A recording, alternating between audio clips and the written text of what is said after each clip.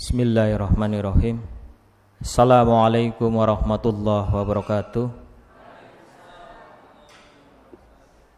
Innal hamdalillah nahmaduhu wa nasta'inuhu wa nastaghfiruh wa na'udzu billahi min shururi anfusina wa min sayyiati a'malina.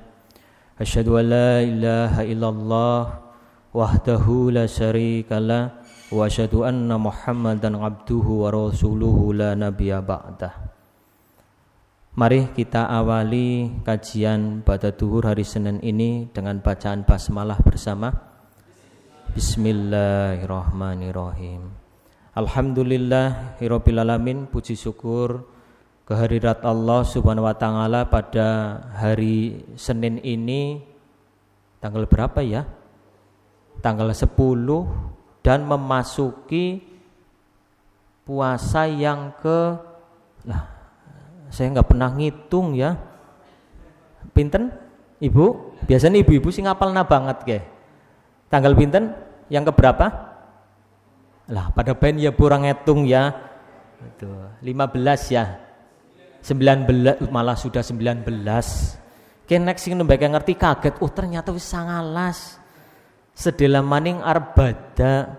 Nah, kira-kira apa sih yang perlu dipersiapkan?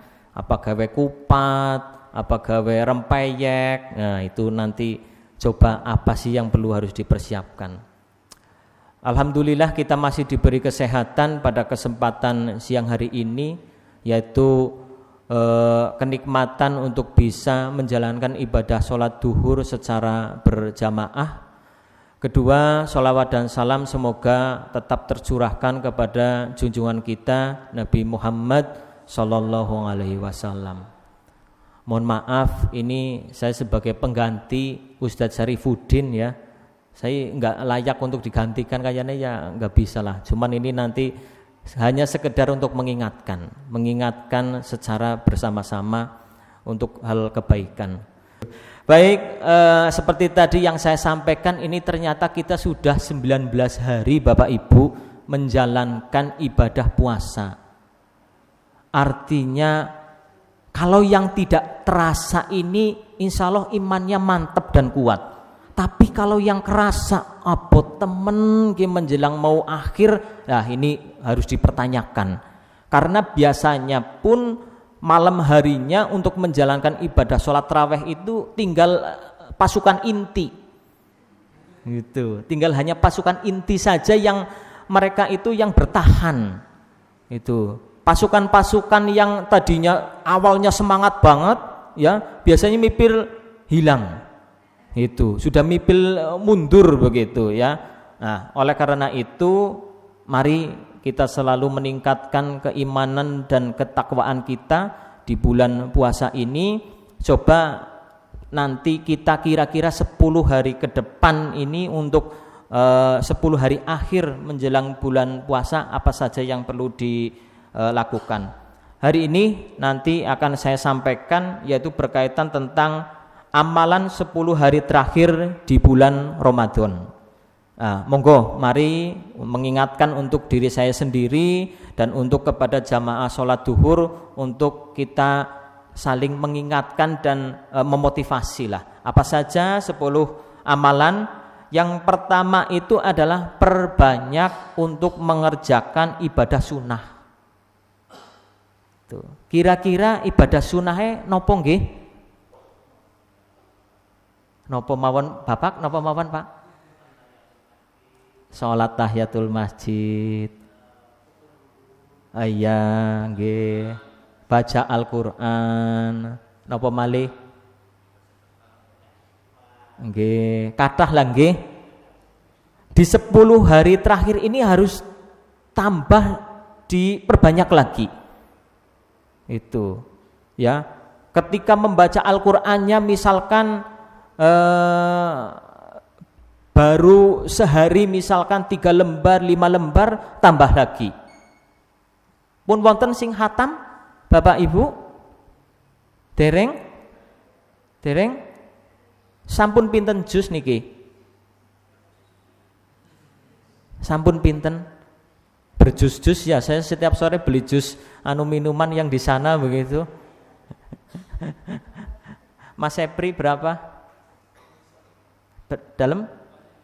Banyak ya, alhamdulillah. Itu. Yang belum itu disegerakan, diperbanyak. Tuh, ini biasa yang paling sregep ini biasanya ibu-ibu. Itu biasanya habis traweh itu sebelum pulang ya, biasanya tadarus dulu bersama. Itu atau mungkin kalau menjelang buka mboten nggih. Sibuk ngurusi untuk berbuka. Itu. Atau mungkin sehabis sholat subuh. Itu, ya. Ada tipsnya biar kira-kira 1 hari itu 1 juz selesai. Napa nggih? Sehabis sholat itu dibiasakan membaca berapa lembar? 2 atau 3 lembar minimal. Itu selesai. Kalau saya alhamdulillah bisa 1 kali duduk. 1 kali duduk maksudnya jagong orang ngendi-ngendi begitu ya. Nah, itu biasanya alhamdulillah bisa sampai 1 juz. Itu ya. Jadi yang pertama adalah perbanyak ibadah sunnah. Contohnya yang biasanya dilakukan adalah ya ini menjaga konsistensi dari sholat tarawih. Semakin menjelang lebaran itu godaannya itu semakin banyak. Itu ada-ada saja begitu. Ya, dan biasanya yang sering diabaikan itu adalah sholat tarawihnya itu. Nggih napa mboten? Itu. Contoh urung sempet misalkan nyari pakaian baru dan lain sebagainya, biasanya kalau nyari malam ya tarawihnya itu ditinggalkan. Dan terbukti seperti tadi yang saya sampaikan, masjid-masjid semakin maju. Tapi alhamdulillah di sini malah semakin tambah. Niku. Alhamdulillah di sini semakin tambah. Bagi yang belum pernah sholat tarawih di sini, coba sholat tarawih di sini. Pasti beda Bapak Ibu. Coba. Itu. Karena kami tidak hanya menjalankan sholat tarawih saja, tapi kami ikut serta berbagi. Dan sebenarnya ini adalah rahasia di antara kita Bapak Ibu. Jangan disampaikan kemana-mana begitu ya. Itu. Jadi di Masjid Al Barokah ini setiap selesai sholat tarawih kita Ramadan berbagi. Ya berbagi apapun tapi ada yang bisa dibagikan. Itu ternyata bisa membuat semangat. Itu, membuat semangat begitu. Ya. Tidak berpikir, waduh kayak berarti sholatnya ya numung kepengin oleh apa itu dan ya itu imbasnya lah begitu mungkin nggih. Tapi utamanya ya ibadahnya yang terpenting trawehnya itu bisa rame. Ini yang mungkin membedakan dengan masjid yang lain. Kalau masjid yang lain nyuwun sewu awal-awalnya rame. Sampai ke pelataran itu. Kalau di masjid saya itu yang di Wirasana itu ibu-ibu itu di luar di teras. Itu yang bapak-bapak di dalam. Nah sekarang sudah semuanya di dalam semuanya begitu. Itu sekarang. Kalau yang sini, alhamdulillah awal-awalnya juga rame. Kadang-kadang itu. Lah ternyata kita amati, kita lakukan hal yang berbeda. Ternyata alhamdulillah menjelang terakhir ini semakin rame juga. Monggo untuk ikut serta meramaikan juga. Napa amalan yang pertama Bapak Ibu? Napa? Memperbanyak ibadah sunnah. Ya, banyak sekali macamnya lah. Lalu yang berikutnya adalah perbanyak tadarus atau membaca Al-Qur'an. Biasanya membaca Al-Qur'an itu jam berapa Bapak Ibu? Habis subuh nggih? Hanya habis subuh itu nggih? Atau malam atau maghrib? Itu kemarin malah saya dapat cerita ada di beberapa masjid yang satu kali itu bisa menghatamkan itu berbareng-barengan itu mungkin seperti itu. Tapi memang lebih semangatnya ketika ngajinya bareng-bareng sih memang daripada sendirian itu. Ini biasanya ibu-ibu. Kalau bapak-bapak habis tarawih ya terusan ngeletak jeribune itu ya wis kesel banget begitu Itu. Tapi memang paling nikmatnya itu ya kalau saya biasanya menjelang buka. Itu karena apa? Ketika lelah, ketika berpuasa sambil membaca Al-Qur'an lelah, nah sudah berbuka kan rasanya kan nikmat banget begitu. Itu kalau yang bapak-bapak itu kayaknya cocok karena nggak ngurusin perdapuran. Itu. Kalau ibunya ngurusi ngaji, perdapurannya tidak diurusi, nah malah jadi prahara rumah tangga ini malah wis mayu bukannya mari masjid bain begitu, mungkin seperti itu. Karena sekarang sudah mulai rame masjid-masjid untuk buka. Monggo diperbaiki lagi, diperbanyak lagi untuk nopo? Perbanyak membaca Al-Qur'an. Mumpung masih ada sekitar 10-11 hari lah. Sekitar 11 hari. Ditargetkan begitu. Ya, ditargetkan. Minimal habis sholat minimal 2 atau 3 lembar. Lalu yang ketiga adalah berzikir dan berdoa. Ini yang kadang-kadang kita sampai lupa. Itu. Lupa apa? Lupa untuk berdoa. Padahal di bulan Ramadan ini menurut hadis riwayat dari Tirmidzi ini ada 3 doa yang tidak tertolak. Pertama, nopo? Doanya orang yang berpuasa, ya, ketika dia berdoa.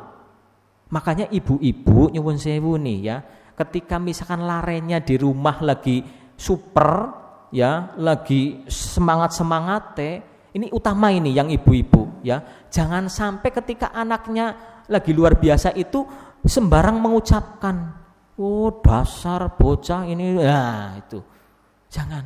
Tapi oh dasar wong sugih, nah bisa itu.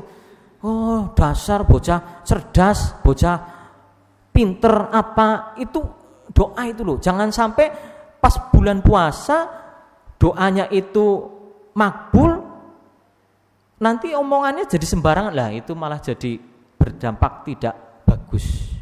Jadi berlatih, karena paling utama ini ibulah begitu ya. Lalu yang kedua adalah doa pemimpin yang adil. Pemimpin di sini siapa? Ya salah satunya adalah kepala keluarga juga pemimpin. Itu. Yang ketiga adalah doanya orang yang terdolimi. Ya jangan ngasih terdolimi disit lah ya. Itu masa nembe terdolimi nembe berdoa. Lah ini waktunya mustajabnya ini di bulan puasa ini bisa dimanfaatkan lah untuk benar-benar berdoa gitu. Sudah yang keberapa Ibu? Berapa? 3. Yang keempat adalah melakukan sholat berjamaah. Terutama yang khususnya adalah bagi yang laki-laki. Itu ya. Lalu yang kelima, memperpanjang ibadah sholat malam. Tapi kalau ini biasanya jadi pilihan.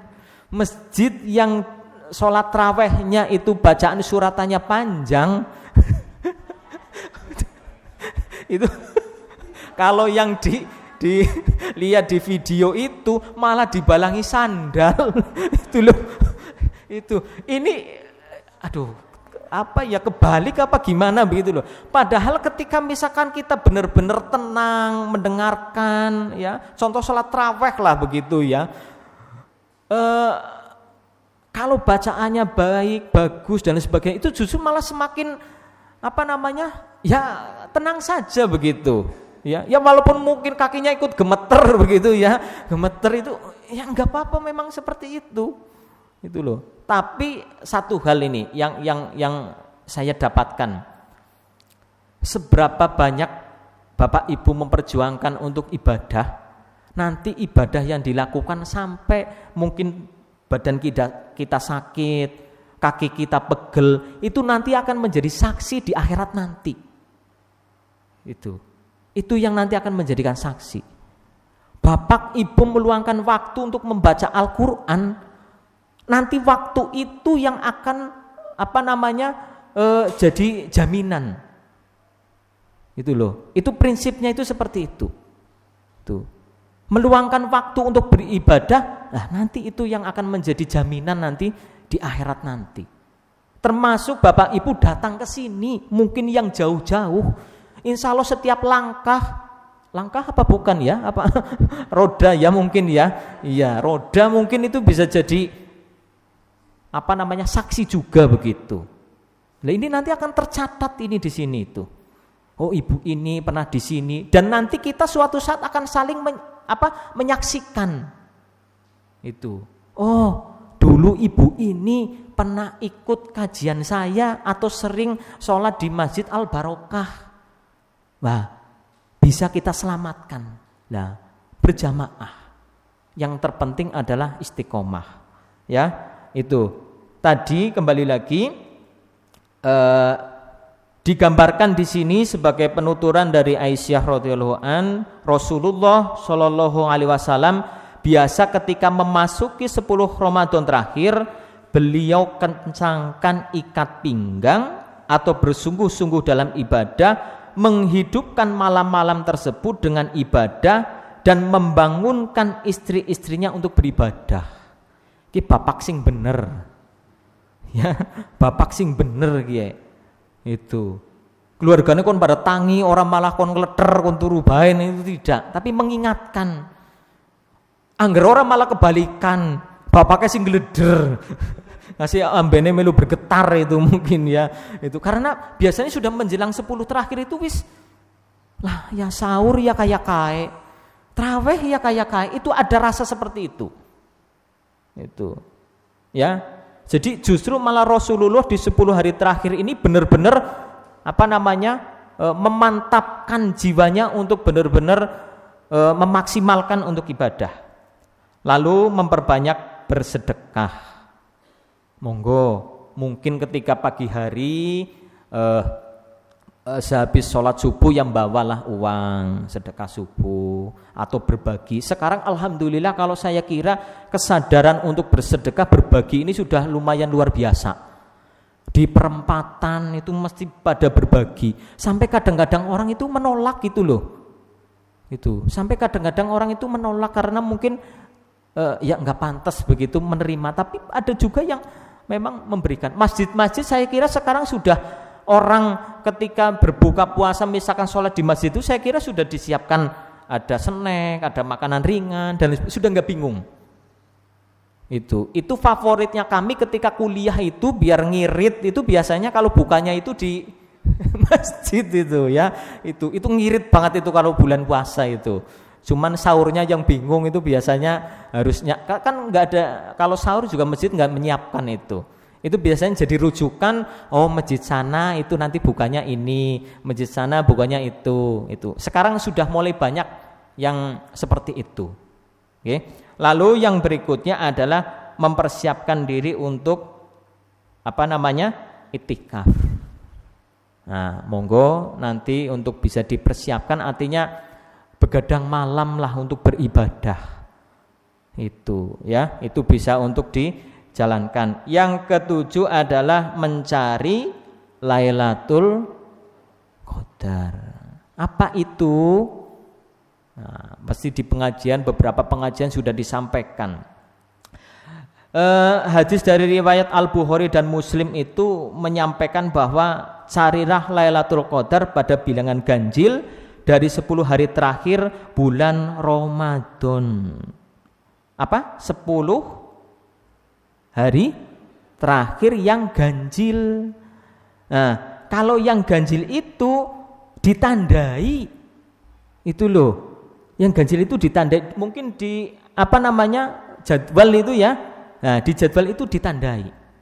Itu biar kita tahu ini malam ganjil, ya, oh ini bukan dan sebagainya lah. Ketika di malam ganjil itu adalah dimaksimalkan ya, dimaksimalkan untuk melakukan ibadah. Itu ya. Jadi Bapak Ibu semuanya jamaah sholat duhur Masjid Al Barokah, ini beberapa tips yang harus dilakukan oleh Bapak Ibu di dalam 10 hari terakhir. Jadi mohon untuk dimanfaatkan sebaik-baiknya ya, dimaksimalkan untuk beribadah ya. Syukur-syukur karena sudah menjelang 10 hari terakhir, mengurangi mungkin dosa dari berbicara ya, jangan terlalu banyak berbicara juga begitu. biar puasanya kita bisa maksimal. Tapi ya ora apa-apa menengbain itu tidak. Itu nggih, monggo untuk bisa sama-sama saling mengingatkan ya, biar nanti ya setidaknya kita benar-benar mendapatkan pahala yang banyak lah.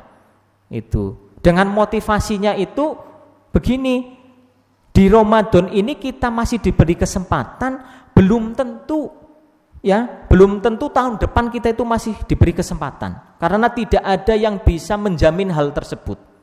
Benar, tidak ada yang bisa menjamin. Belum tentu yang mohon maaf umurnya sudah sekian puluh tahun duluan dipanggil sama Allah. Itu. Bisa juga yang masih kecil dan sebagainya, kita tidak tahu. Dan alhamdulillah pada kesempatan di tahun ini kita bisa melaksanakan ibadah bulan puasa dengan riang, suka hati. Kenapa? Berbeda dengan tahun-tahun yang dulu kan mungkin belum bisa nggih. Itu ada corona, belum bisa maksimal ke masjid dan lain sebagainya. Bahkan ada anjuran untuk sholat di rumah keluarga. Bahkan sampai juga untuk lebarannya pun juga di rumah juga. Itu, dan itu saya kira baru pernah mengalami hal tersebut. Itu. Makanya di tahun ini kita maksimalkan karena kita masih diberi umur itu saja. Karena kita masih diberi umur, masih bisa dimaksimalkan. Dan motivasinya adalah dari sekian kali kita ikut berpuasa. Kalau saya umurnya sudah sekian, berarti kurang lebih ya sekitar 20-an kali ikut puasa. Setidaknya puasa yang ini itu kita buat berbeda lah dengan tahun-tahun yang lalu begitu. Begitu nggih Bapak Ibu, untuk bisa saling mengingatkan. Mungkin sedikit yang bisa kami sampaikan, semoga bisa bermanfaat. Dari saya cukup sekian. Terima kasih. Wassalamualaikum warahmatullahi wabarakatuh. Mari kita tutup dengan doa kafaratul majlis. Subhanakallahumma wa bihamdika asyhadu an la ilaha illa anta astaghfiruka wa atubu ilaik.